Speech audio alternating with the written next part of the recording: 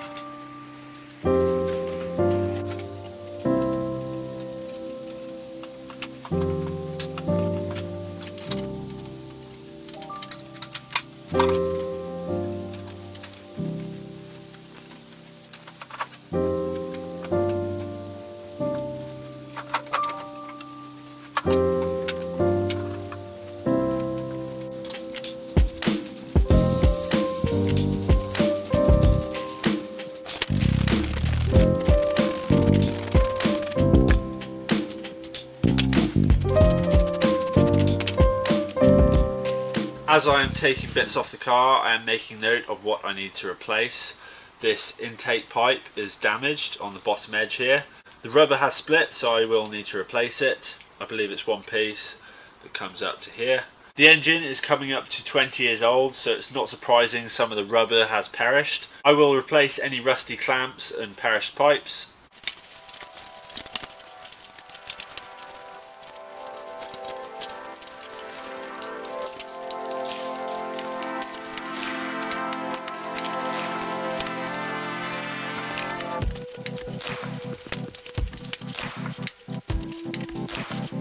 If you like the video, don't forget to give it a thumbs up, hit that subscribe button, and I will see you next week.